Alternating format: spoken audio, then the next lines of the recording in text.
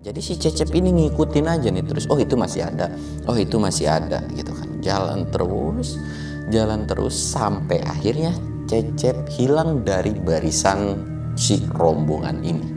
Si obor ini tuh makin lama makin mendekati si Cecep ini. Tapi begitu kagetnya Cecep ketika tahu bahwa obor yang jalan itu tanpa ada orang satupun.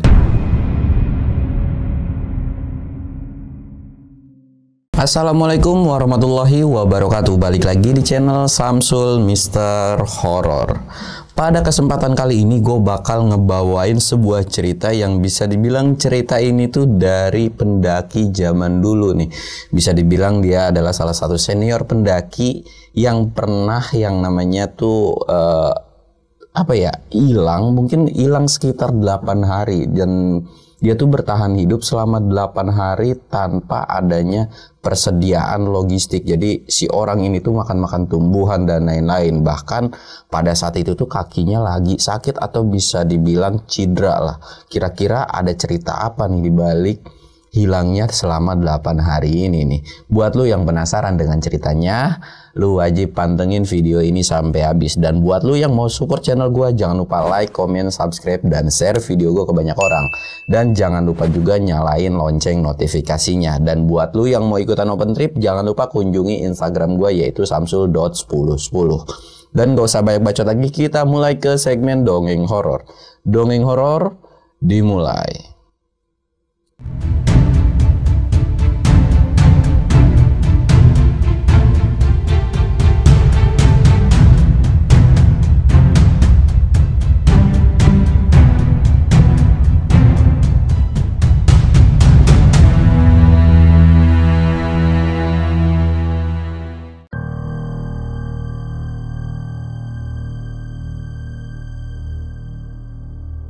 Sebelum masuk ke ceritanya, kita ritual kayak biasa.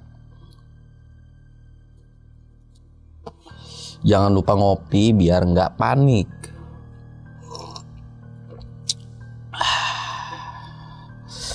Ya, sebelum kita lanjut ceritanya, mungkin dari sekarang ini sekitaran tanggal 17-an kali ya. Tanggal 17 atau tanggal berapa gitu lah ya, intinya udah mau memasuki tanggal 20. Buat lo yang udah mau prepare atau udah siap-siap buat mudik, atau mungkin yang udah mudik, ya tolong hati-hati di jalan. Dan buat lo yang bawa kendaraan juga tetap safety lah. Dan kalau memang perjalanan lo jauh, ya kalau ngantuk istirahat dan utamakan keselamatan, karena di rumah lu tuh banyak keluarga yang sedang menanti lu. Oke, mungkin pesan-pesan gue tuh kayak gitu doang sih, karena memang sudah mau mendekati ke Lebaran ya.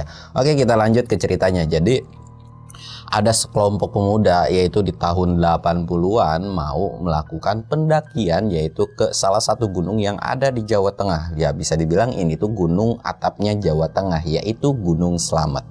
Ya buat kalian yang sekarang udah sering naik gunung, tahu lah tinggi Gunung Slamet itu berapa gitu kan.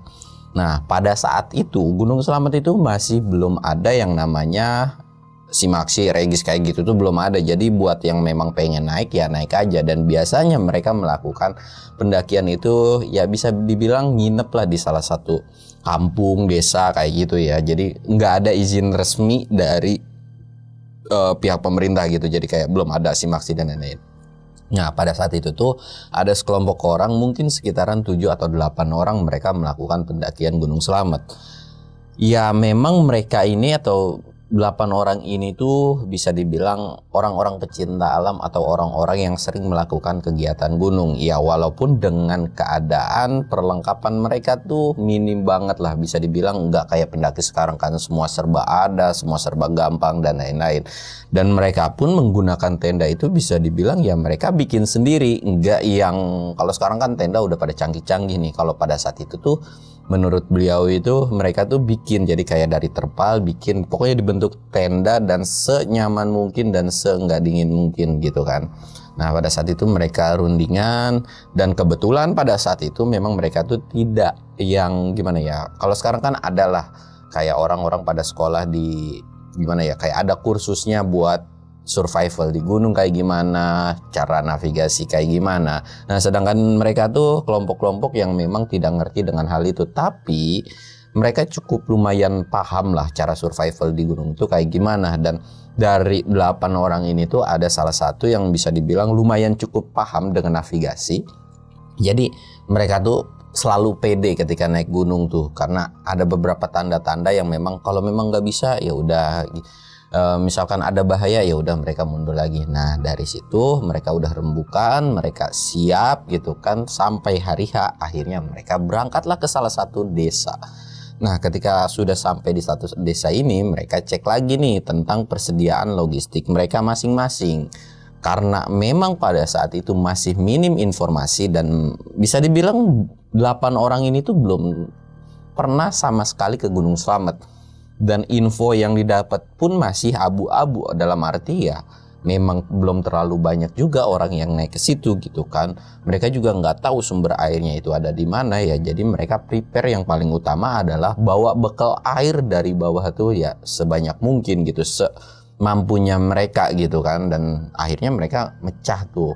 Dan rata-rata semua dari pendaki pada saat itu tuh ya bisa dibilang ya udah bawa air semua dengan jumlah yang memang lumayan cukup berat lah pada saat itu tuh.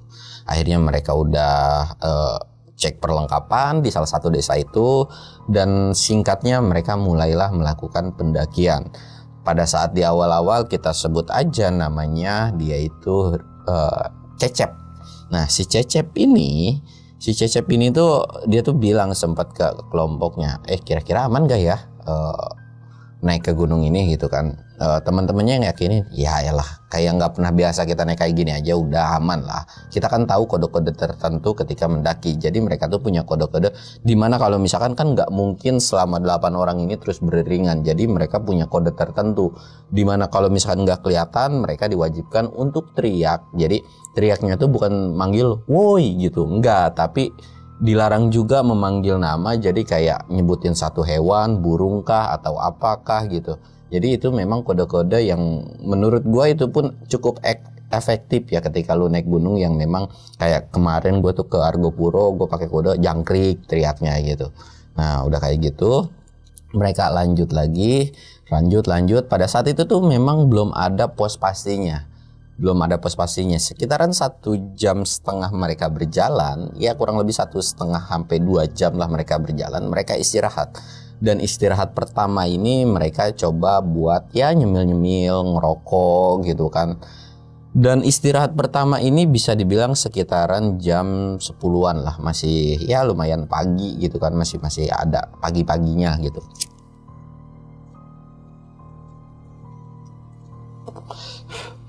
Sekitaran jam 10 mereka istirahat, dan akhirnya setelah makan-makan pun mereka sekitaran istirahat 10 sampai 15 menit. Akhirnya lanjut lagi perjalanan mereka.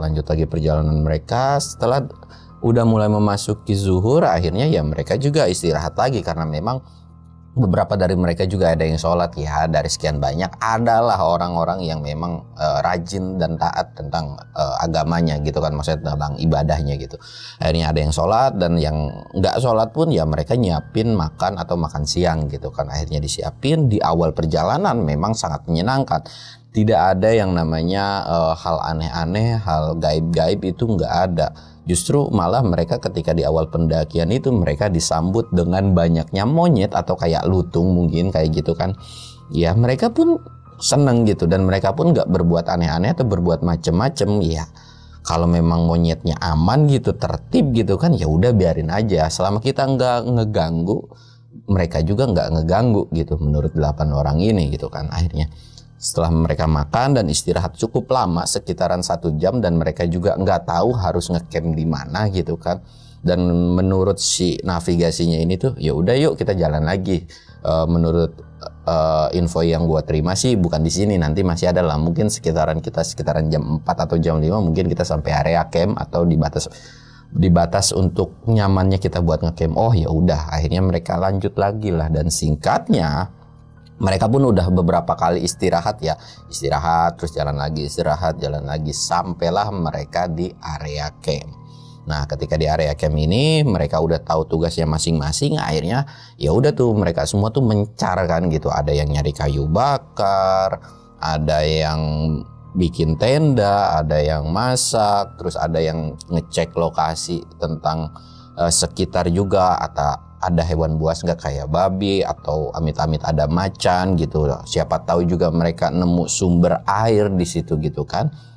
Jadi ya udah tuh mereka tuh keliling dan pokoknya udah tahu tugasnya masing-masing lah, job desk-nya. Pada saat itu bikin api unggun di gunung tuh nggak jadi masalah lah, karena pendaki-pendaki zaman dulu itu orang-orangnya sangat bertanggung jawab gitu. Jadi ya kalau udah api nyala terus ya mereka matiin lagi gitu, nggak yang ditinggal. Pokoknya sampai benar-benar mati itu ya nggak apa-apa. Dan memang ada beberapa gunung yang memperbolehkan untuk bikin api unggun dalam keadaan urgent atau darurat, itu diperbolehkan. Kayak kemarin gue waktu ke Argopuro, gue sempet nanya nih, jadi gue sempet nanya boleh nggak bikin api di Argopuro. Ternyata boleh dalam keadaan-keadaan tertentu. Ya bisa dibilang pada saat lu kedinginan kan nggak mungkin juga kalau misalkan lu harus gimana-gimana kan. Jadi dibolehin aja selama selesai api unggunan itu lu matiin dan bener-bener wajib dicek, wajib bener-bener mati total gitu. Jadi jangan yang lu ninggalin ya sesuatu hal yang jadi tanggung jawab lu, tiba-tiba lu ditinggalin dan nanti malah kejadian bisa kebakaran hutan gitu kan. Nah, dilanjut lagi ceritanya. Jadi setelah bikin api unggun kayak gitu, mereka pun masak-masak dan mereka pun ya fun-fun aja sampai sekitaran jam 10 malam. Mereka senang-senang aja. Tidak ada kejadian sesuatu hal yang aneh. Mungkin dari mereka tuh ada yang ngedenger yang namanya kayak suara kicauan burung, terus kadang mereka tuh ngedenger kayak samar-samar kayak suara-suara kuntilanak, tapi mereka masih belum yang namanya ngelihat sosok-sosok yang aneh. Ya kalau sebatas binatang-binatang malam gitu ya udah biasa lah. Dan akhirnya mereka sebelum tidur mereka nanya nih ke yang lain, kita mau summit jam berapa nih? Akhirnya diputusin ya udah kita summit jam 3 aja gimana gitu kan. Karena kan kita juga nggak tahu nih untuk sampai puncak itu berapa jam gitu kan. Oh ya udah deh, udah kayak gitu kan. Akhirnya mereka istirahat lah. Dan ketika mereka istirahat ya bangun lagi, itu ada beberapa yang memang udah jadi tugasnya mereka untuk masak. Sekitaran jam 2:30 mereka udah bangun, mereka prepare masak-masak. Dan akhirnya setelah mereka sarapan, akhirnya mereka meneruskanlah perjalanan. Mereka meneruskan perjalanan, yaitu bisa dibilang jam 3 lewat dikit lah mungkin lah, kurang lebihnya. Mereka jalan sampai akhirnya ketika mereka jalan, disinilah baru mulai sesuatu hal yang memang benar-benar di luar dugaan mereka. Karena memang seperti yang gue bilang ya, naik gunung tuh kita nggak selamanya itu beriringan. Dalam arti beriringan tuh jalannya tuh per 1 meter itu jarang lah. Maksudnya ya mungkin ada beberapa pendaki yang kayak gitu, tapi jarang banget. Dan mereka pun karena memang ya nggak mungkin juga ditinggalin, pasti ketika udah jalan jauh tuh pasti ditungguin gitu kan. Akhirnya mereka jalan ya kurang lebihnya baru 1 jam perjalanan, itu sekitaran jam 4 mau memasuki ya hampir-hampir mendekati subuh lah ya. Jalan-jalan tiba-tiba si Cecep ini dia ngerasa kalau dia tuh ngikutin masih tetap dengan rombongan yang ada di depan. Tanpa sadar. Jadi si Cecep ini ngikutin aja nih terus. Oh itu masih ada. Oh itu masih ada gitu kan. Jalan terus sampai akhirnya Cecep hilang dari barisan si rombongan ini. Dan dia masih nggak sadar kalau di belakang dia udah nggak ada temen dia, di depan dia tuh udah nggak ada temen dia juga. Tapi dia ngelihat siluet kalau di depan itu ada yang jalan gitu. Nah dari situ kita akan beralih ke si rombongan yang rame ini dulu ya. Jadi kita coba diem dulu tentang si Cecep ini. Nah dari si rombongan ini pun nggak ada yang sadar. Singkatnya, setelah mereka melakukan sholat subuh, mereka tuh nggak ada yang sadar dengan si Cecep ini. Nggak tahu kenapa, pokoknya nggak sadar aja. Mereka lanjut lagi sampai akhirnya sunrise pun intinya datang gitu kan. Set. Dan mereka udah kelihatan nih bahwa puncak selamat ini udah kelihatan gitu kan. Mereka pun nangis haru gitu karena alhamdulillah bisa sampai ke puncak selamat. Dan singkatnya ketika mereka lagi menikmati sunrise sambil trekking dan alhamdulillahnya mereka sampai puncak, mereka baru sadar bahwa ada salah satu temennya yaitu si Cecep nggak ada. Dari situ tuh beberapa temennya tuh bilang, Cecep mana? Lah Bukannya tadi di depan. Jadi mereka tuh kayak saling enggak saling salah-salahin sih, saling nebak-nebak lah. Bukannya di depan, bukannya di belakang gitu, bla bla bla lah gitu kan. Dari situ tuh mereka akhirnya panik kan, lah kemana nih bocah gitu kan. Dari situ mereka tuh kayak nggak sadar, wah ini nggak bener ya. Coba teriak gitu kan. Akhirnya teriaklah dengan kode-kode tertentu gitu kan, teriak terus. Dan ternyata memang nggak ada sautan dari si Cecep ini. Mereka pun langsung kan, nggak banyak lama di puncak Slamet itu, dan mereka tuh buat nerusin turun akhirnya. Dan pas lagi turun gitu mereka bener-bener teriak terus manggil-manggil nama Cecep. Bahkan mereka selalu ngecek lokasi di mana kalau memang ada kayak jalan percabangan ya mereka cek dulu. Tapi sampai akhirnya mereka tuh nggak ketemu dengan si Cecep ini. Nah dari situ mereka pun sampai di area camp dan mereka pun rundingan dan rembukan. Mereka rundingan dan rembukan gimana caranya nih. Akhirnya mereka mutusinlah buat nyari 1 hari dulu untuk si Cecep. Jika 1 hari ini nggak ketemu, sebagian harus ada yang turun minta bantuan kepada warga lokal atau beberapa orang yang memang mau bantuin buat mereka gitu ya. Jadi kalau ada yang mau bantuin ya udah bantuin, karena memang pada saat itu nggak ada yang namanya tim ranger, tim evakuasi pada saat itu tuh masih jarang banget gitu kan. Jadi kalau memang ada warga lokal yang mau bantu ya udah gitu kan. Nah udah dari diputusin kayak gitu, akhirnya mereka nyari 1 hari full itu bener-bener nggak ketemu, bahkan jejaknya pun itu nggak ada. Dan akhirnya mereka ngelanjutin lah buat ya sesuai rencana gitu. Nah udah dari situ kita beralih dulu ke si Cecep ini. Ketika Cecep hilang jadi nerusin gitu kan jalan-jalan, dia tuh memang nggak sadar nih, jadi nggak sadar bahwa yang di depan itu nggak tahu siapa, dan dia pun nggak sadar kalau di belakang itu ternyata memang nggak ada temennya gitu kan. Nggak ada temennya jalan-jalan. Tapi kok makin kesini bukannya nanjak, justru jalur yang dilewati sama Cecep adalah jalur landai. Bisa dibilang treknya tuh kok landai banget gitu kan. Dan ketika lagi jalan kayak gitu pun tiba-tiba kabut tipis itu datang. Jadi kayak nyelibutin kabut tipis makin lama makin tebal gitu ya. Memang nggak setebal parah-parah banget, tapi jarak pandangnya itu nggak terlalu jauh gitu kan. Nah dari sini Cecep mulai agak sadar sedikit-sedikit. Dia tuh mulai sadar, sadarnya tuh kok tiba-tiba sepi ya, suara anak-anak nggak ada gitu kan. Cecep tuh ngerasa. Akhirnya dia nengok ke belakang, kok nggak ada. Nengok ke depan pun bayangan siluet yang di depan itu yang tadinya jalan nggak ada gitu kan. Lah kemana gitu. Cecep mulai belum terlalu panik kan, jadi dia masih teriak lah menggunakan kode-kode tertentu gitu, teriak manggil, dan memang pada saat itu nggak ada yang nembal. Waduh, kok gue bingung ya. Dan makin lama ketika Cecep teriak-teriak kayak gitu tuh kabutnya tuh makin lama makin tebal kan. Akhirnya Cecep karena memang nggak mau dibuat panik, dia cobalah buat namanya nenangin diri, duduk sambil ngerokok gitu kan, sambil ngerokok.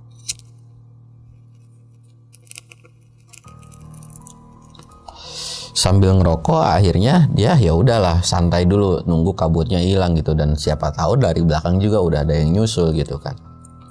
Ngerokok sekitaran setengah jam mungkin, lumayan cukup lama. Kok temen-temennya nggak ada, dia kan mulai panik, apa gua nyasar ya. Dan pada saat itu tuh Cecep ngerasa bahwa dia tuh memang ngelewatin jalur gitu, dan jalannya pun kelihatan jalan setapak walaupun memang nggak gede ya, jadi kayak jalan setapak untuk 1 orang doang. Kelihatan kok ini bukan jalan yang gua masuk semak-semak kayak gitu. Nah dari setelah kayak gitu dia mikir, ya udah deh gue coba balik lagi ke belakang kan. Namun pas lagi mau balik kayak gini kan, jadi dia masih ngeliat ke depan. Dia ngeliat siluet lagi nih di depan kalau ada orang jalan gitu, kayak orang jalan.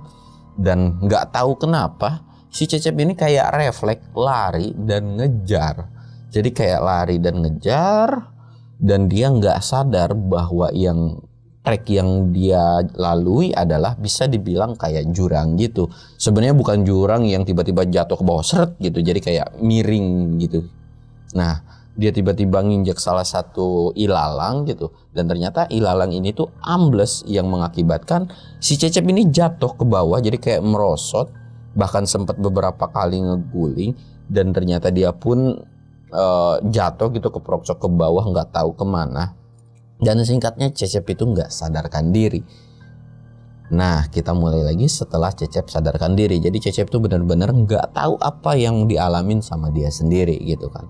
Tiba-tiba dia kebangun dan dia sadar bahwa kakinya itu sakit banget. Ternyata si Cecep ini nyangkut di salah satu pohon kecil, lumayan cukup kecil lah, dan ngelihat bahwa kakinya ini luka-luka atau bisa dibilang ya akibat beberapa kali benturan dan bahkan badannya pun sakit. Ya mungkin karena akibat jatuh itu ya. Dia pun mau coba berdiri dan ternyata kakinya tuh bener-bener sakit banget. Dia tuh sampai nggak bisa dan dia pun cuma bisa ngerebahin diri. Dan dia tuh langsung mikir, gue ini selamat atau enggak ya? Dan dia pun udah pasrah sebenarnya pada saat itu. Ya ini mau gue nyasar, gue jatuh. Dan dia pun cuma berdoa semoga nanti teman-teman gue nyariin gitu kan. Dan dia sadar dengan keadaan dia, jadi dia tuh ngehemat tenaga, enggak yang teriak-teriak, nggak yang kayak gimana-gimana. Jadi dia tuh langsung ngelihat kondisi sekitar, jadi kayak ngelihat keadaan. Wah ternyata ini di bibir jurang atau bisa dibilang di ini. Kalau dia jalan nanjak nggak mungkin. Akhirnya dengan sedikit tenaga dia tuh coba buat terus ke bawah nyusurin ke dasar ini tuh di mana gitu kan. Karena dia tuh cuman bisa pada saat itu tuh belum bisa berdiri, jadi kayak cuman ngeset doang.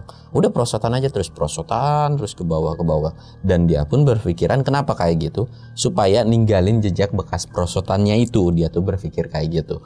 Prosotan terus prosotan dan singkatnya sampailah di bawah. Oh ya, untuk jamnya itu nggak tahu pasti jam berapa, tapi kemungkinan menurut si Cecep ini tuh masih bisa dibilang sebelum jam 12 siang lah. Kenapa? Karena kan kalau orang dulu tuh tahu lah kalau kondisinya jam 12 siang tuh kayak gimana ngelihat dari sinar matahari, dan pada saat itu tuh memang ada beberapa cahaya sinar matahari yang masuk, jadi dia bisa estimasiin kira-kira jam berapa atau udah zuhur kah atau belum gitu. Nah udah kayak gitu dia tuh ngangsrot dan dia sampailah bisa dibilang area yang lumayan cukup landai. Ya udah dia ngeres dulu dan dia istirahat di situ tuh. Karena memang si Cecep ini nggak bawa P3K atau P3K gitu obat-obatan. Ya udah dia cuman bisa gimana caranya kaki gue ini lumayan sehat gitu kan.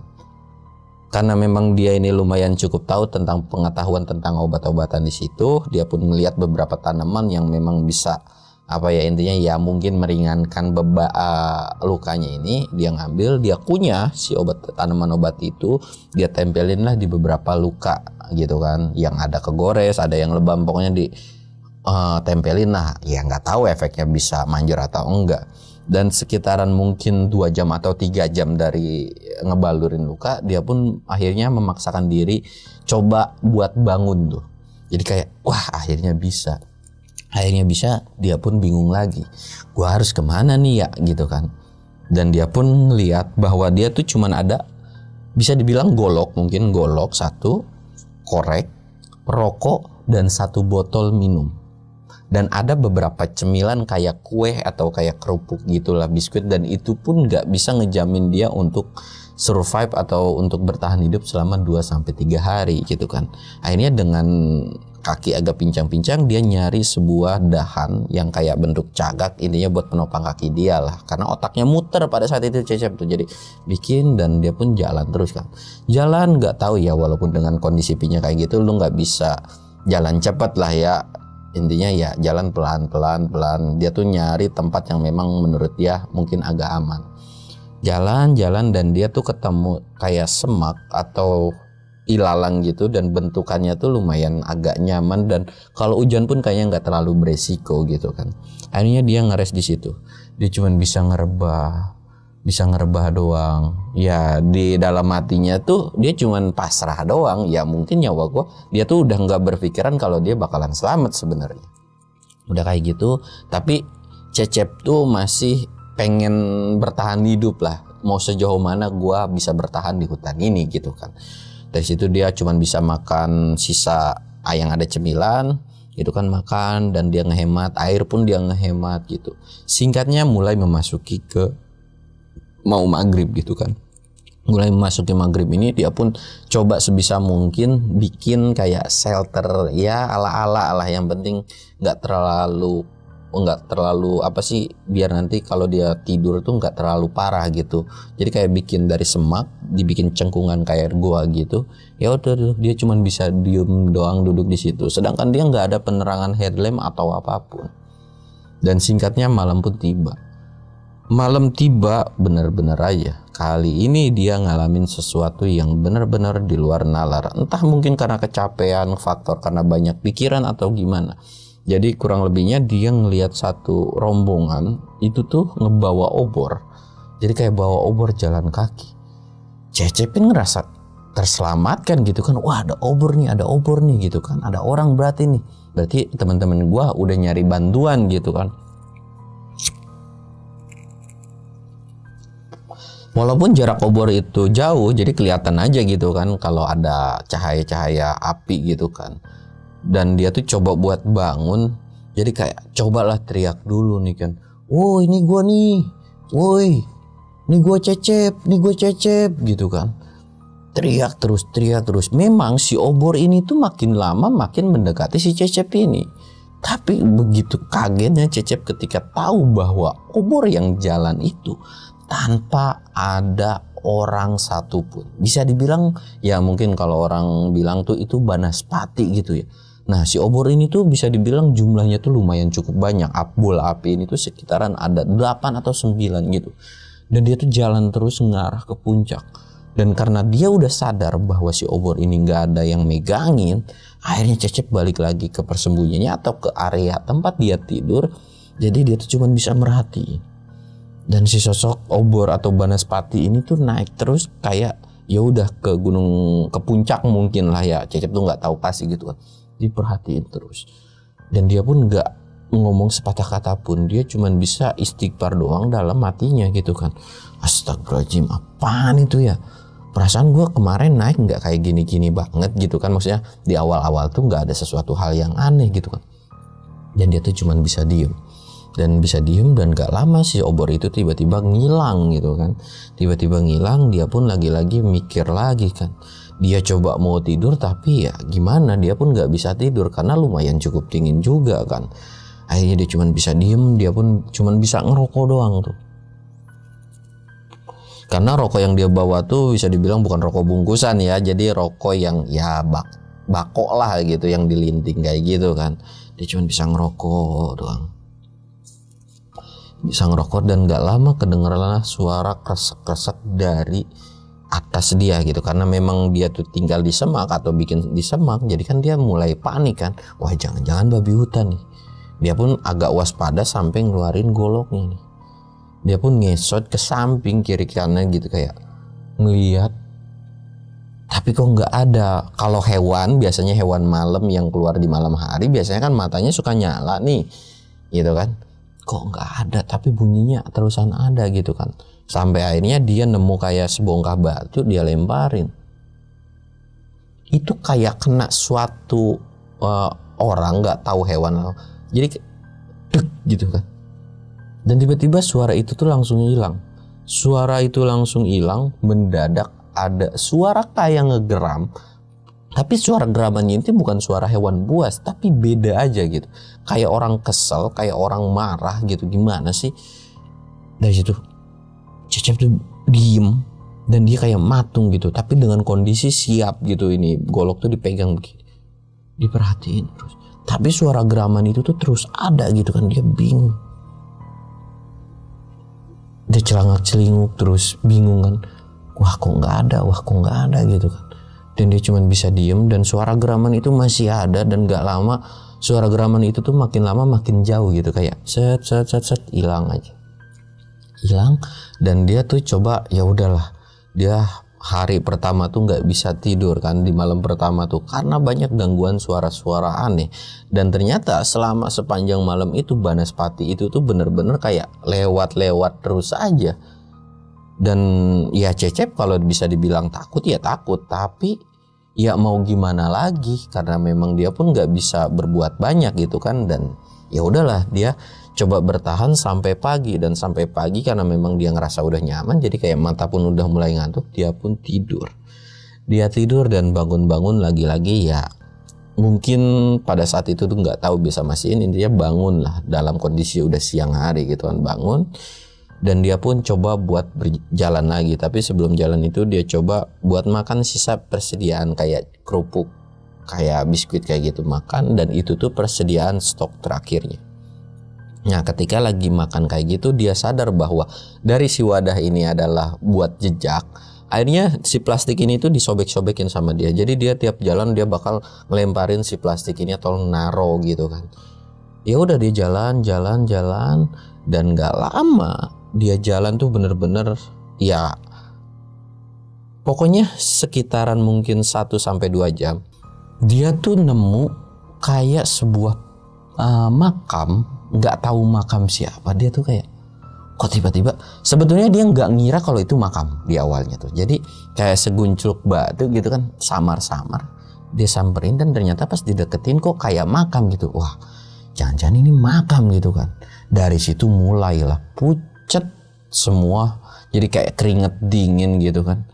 Dia sadar bahwa dia udah masuk ke kawasan yang memang bisa dibilang menurut dia pribadi pun gua harusnya nggak kesini. Jadi dia tuh udah punya pirasat-pirasat buruk atau pirasat-pirasat jelek nih. Dan dari situ pun dia buru-buru buat ninggalin lokasi tersebut. Dan itu dalam kondisi masih siang ya. Jadi kan dia jalan tuh kayak setengah pincang begini kan. Dan satu itu pakai tongkat gitu, dibantu lah intinya. Jadi pas mau ninggalin si lokasi itu, dia ngerasa bahwa si tongkatnya ini kayak ada yang nendang. Jadi kayak ada yang begini, dan si Cecep ini langsung jatuh gitu. Dia tuh langsung nengok, gak ada siapa-siapa gitu kan. Mungkin gue kecapean, dan mungkin karena udah faktor lapar juga gitu kan. Ya udah deh gue jalan lagi. Dan itu terus berulang. Tongkatnya tuh kayak disenggol terus. Itu tuh kurang lebih sekitaran 5-6 kali lah. Karena kesalkan akhirnya Cecep ini jalan ya udah kayak orang pincang aja, setengah diseret, tapi tidak menggunakan yang namanya si tongkat ini. Lagi jalan kayak gitu pun mendadak Cecep ngerasa bahwa ada tangannya yang narik. Jadi kan jalan begini kan. Jadi kayak ada yang narik dan narik ke belakang gitu. Dan dia sempat jatuh ke belakang. Dia nengok lagi. Dan dari situ Cecep bilang, gak usah ganggu-ganggu gua ini lagi tersesat, atau lagi bisa dibilang ya nggak tahu lah gue mau kemana, tapi gue nggak bakalan mati di sini, atau gue nggak bakalan mati yang namanya sebelum gue berjuang gitu kan. Jadi jangan pernah ganggu gue. Dan dari situ mendadak yang tadinya ada angin sepoi-sepoi mendadak langsung senyap set. Itu tuh kayak ruang hampa aja gitu kan. Tapi Cecep memang nggak terlalu sadar dengan hal kayak gitu, jadi ya terus aja jalan dan mendadak 1 jam berjalan dari situ tiba-tiba itu malam. Ya walaupun Cecep pada saat bangun terus jalan itu nggak sadar kan itu jam berapa atau mau masuki sore atau gimana. Tapi Cecep tuh yakin bahwa itu tuh belum yang mau memasuki malam gitu. Tapi 1 jam berjalan tuh kok mendadak tiba-tiba kayak gelap gitu. Jadi kayak udah mulai memasuki malam, dan malamnya ini nggak yang tiba-tiba. Harusnya kan kalau sore rep-repan gitu kan masih kelihatan samar-samar, tapi ini langsung mendadak gelap seketika. Langsung mendadak gelap seketika aja gitu. Jadi kayak udah malam banget gitu. Karena memang Cecep nggak ada penerangan kan. Jadi kayak wah, dia udah bingung kan. Akhirnya dia senderan di salah satu pohon. Dan gak lama di belakang dia ada yang terdengar suara yang memang benar-benar bikin Cecep tuh merinding banget. Kurang lebih sih suaranya itu gini. Lu ngapain masuk ke kawasan gua? Ada perlu apa? Cecep tuh cuma diem, dan Cecep nggak berani nengok kiri kanan, bahkan sampai ke belakang pun nggak berani. Dan suara itu terus-terusan nanya Cecep, lu ngapain di sini gitu kan? Kurang lebihnya kayak gitulah. Lu ngapain? Lu udah ngeganggu batas wilayah gua gitu kan. Cecep tuh cuma diem aja. Dan karena memang Cecep nggak berani ngomong atau dengan keluar suara gitu kan. Gak lama dari pundaknya ini, dia kan senderan di satu pohon begini. Ada dua buah tangan gitu megang pundaknya. Jadi kayak ngegerayangin si Cecep ini gitu. Dan dia ngeliat sadar betul bahwa tangannya ini tuh kayak berbentuk apa sih? Iya, nyeremin lah intinya gitu, kuku-kukunya panjang. Tapi Cecep masih nggak berani. Cecep masih nggak berani, dan pada saat itu masih cuma tangan ya. Lama kelamaan dia tuh kayak ngedenger hembusan nafas yang bau banget dari sebelah kuping kanannya ini, dan bau banget itu kayak ngembusin ke hidungnya kan, kecium gitu ya, dan kupingnya itu kayak napasnya tuh kedengeran banget, tapi nggak ngomong gitu, kayak hembusan napas saja. Cecep langsung keringet dingin, nggak tahu harus kayak gimana, dan dia tuh coba pelan-pelan ngambil golok, dan refleks langsung nyabut goloknya dan nyabetin ke belakang, dan itu sosoknya tiba-tiba ngilang. Cecep tuh langsung sadar gitu, kok nggak ada gitu. Dan dari situ Cecep langsung ngesot lagi, ngesot terus, dan nggak lama Banaspati muncul dari belakang Cecep, yaitu di atas kepalanya, tek tek, dan pelan itu. Cecep langsung diem dong. Jadi pas lagi ngesot kayak gitu kan, dia sadar bahwa kayak ada penerangan, dan dia nggak nengok ke belakang, tapi intinya terus aja jalan. Dan Banaspati ini tuh langsung dari atas set, Cecep langsung diem, Banaspati itu pun diem. Jadi kayak saling hadap-hadapan mungkin ya kalau pas ketemu orang di depan. Dan gak lama si Banaspati ini muter-muterin si Cecep, dan ada kedengaran suara ketawa kenceng banget. Cecep tuh dari situ cuman bisa pasrah dan diem. Tapi Cecep nggak ngomong apapun, tapi dalam hatinya doang, gua kesini tuh nggak ada niatan ngusik siapapun dalam hati ya Cecep tuh. Yang intinya kalau memang nyawa gua nggak bisa diselamatin di hutan ini, ya udah. Tapi jangan pernah usik atau ganggu gua, dan gua nggak akan pernah takut dengan sosok-sosok kayak lu gitu kan. Dan Cecep tuh coba buat sebisa mungkin tuh buat nggak panik lah. Jadi ngebuang sesuatu hal yang negatifnya atau pikiran-pikiran jeleknya dibuang, dan dia tuh terus ngesot, dan nggak lama bener aja ada sebuah dahan atau dahan pohon itu jatuh dari atas, dek, ngegelinding, dan itu kena punggungnya si Cecep ini gitu kan, dek gitu. Karena kondisi Cecep kan lagi ngesot, dan Cecep pun kayak kedorong dikit, dan dia pun kayak ngeguling, dan dari situ tuh pingsan lah. Dan pas bangun-bangun lagi-lagi sadarnya tuh dalam kondisi ya udah siang lagi gitu kan. Dan kali ini di hari ketiga Cecep bener-bener kelaparan banget.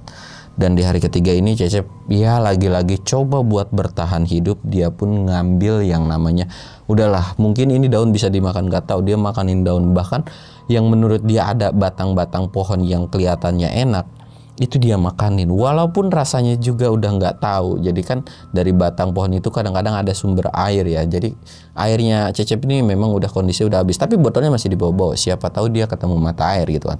Dia makan dan kondisi udah lemes banget, tapi dia masih terus jalan. Dan di hari ketiga ini benar-benar udah dilewat batas kemampuannya si Cecep.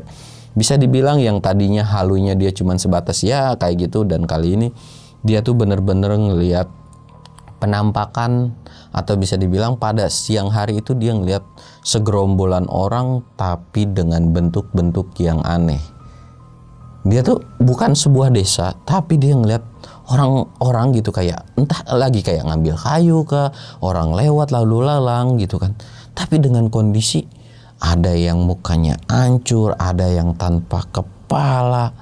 Tapi Cecep masalah takut iya, tapi dia tuh menghindari untuk nggak masuk ke dalamnya, atau bisa dibilang agak menjauh, dan nggak lama lagi menjauhi dari kerumunan yang ramai dengan sosok-sosok yang aneh itu dalam kondisi siang hari. Mendadak ada suara kayak babi dari belakang, tapi yang anehnya babi ini tuh kayak merhatiin terus si Cecep gitu kan. Merhatiin terus. Cecep udah mulai panik dan ngeluarin golok lagi dengan sisa-sisa tenaganya.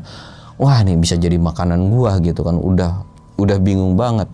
Dan bener aja, si babi itu tuh bener-bener nyeruduk si Cecep. Beberapa kali diseruduk sama si babi itu, Cecep pun badannya udah nggak tahu lah. Rasa badannya tuh udah bener-bener sakit banget.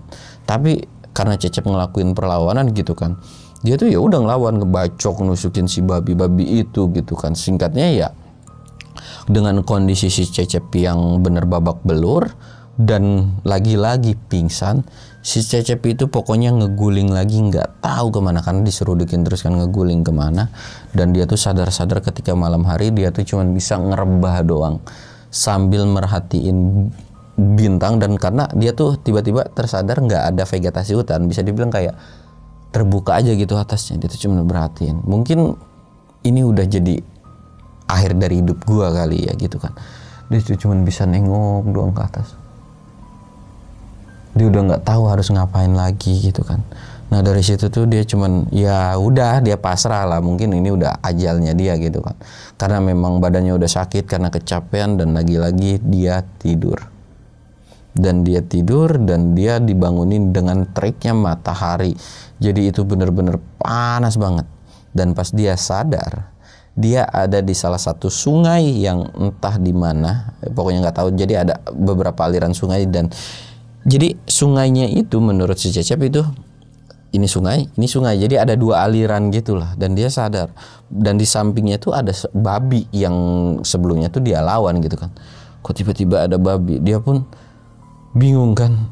Dia cuma bisa nyender, dan dia pun langsung dengan kondisi ngesot terus ke si sumber air itu karena dia pengen minum gitu kan. Karena di tangannya ini benar-benar penuh darah, ya mungkin darah dari si babi itu. Dia pun sambil minum tuh dengan kondisi berumuran darah dari babi itu, minum terus, dan dia pun ngerasa kayak udah segeran dikit lah.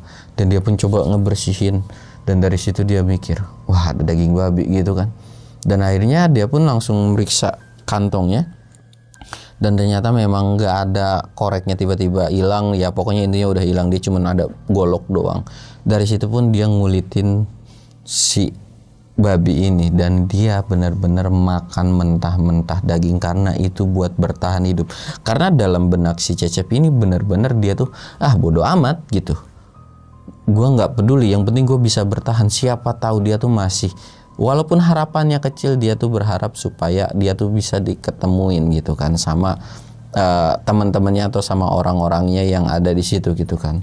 Nah udah dari kayak gitu tuh dia udah makan daging-daging itu, dan dia lagi-lagi ngisi karena memang si botolnya itu diikat, jadi terus-terusan aja. Sedangkan kalau rokok kan dia cuma masukin di kantong doang, jadi bisa aja jatuh dan lain-lain gitu kan sama si koreknya itu.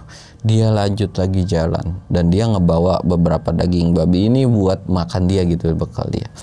Lagi-lagi jalan, dan gak lama dia udah ngelewatin sungai itu gitu kan. Dia berpikir lagi, wah kayaknya gue nggak bisa sih buat nerusin lagi.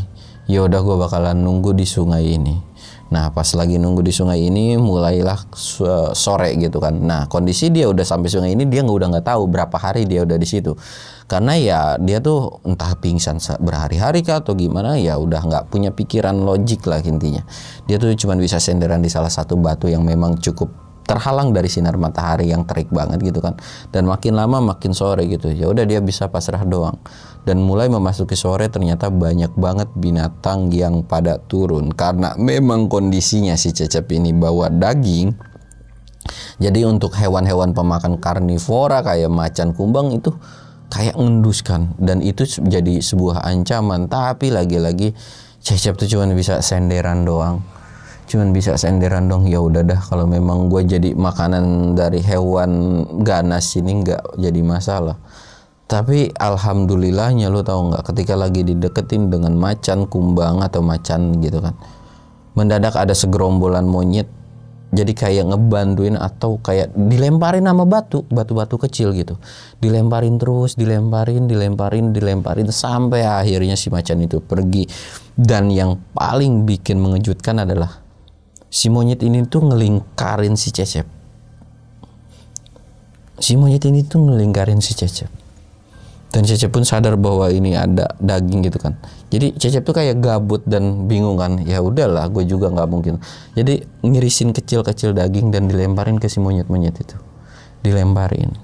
Dikasih makan lah intinya, kayak dikasih makan kayak gitu. Singkat ceritanya, Cecep tuh karena udah kecapean dan lemes dan udah pasrah, dia tuh tidur. Dan mendadak setelah tidur itu dia tuh kayak bangun, matanya tuh kayak melek gitu, kayak sayup-sayup melek. Dia tuh kayak digotong entah sama siapa gitu. Dia pun gak ngedenger suara siapapun. Jadi kayak bodo amat dah. Dan pas lagi sayup-sayup dia sadar bahwa dia tuh digotong, matanya tuh merem. Dan tiba-tiba dia tersadar, nggak tahu udah keberapa harinya dia sadar udah ada di salah satu bibir desa, atau bisa dibilang udah kelihatan kedengeran desa lah, udah kelihatan kayak suara berisik itu udah kedengeran, entah mungkin halu atau gimana, tapi dia mikir kok gue kayak udah jauh, dan dia pun ngeliat sekelilingnya bahwa dia nggak ada di aliran sungai itu, nggak tahu pokoknya dia bisa sampai situ tuh sama siapa gitu kan.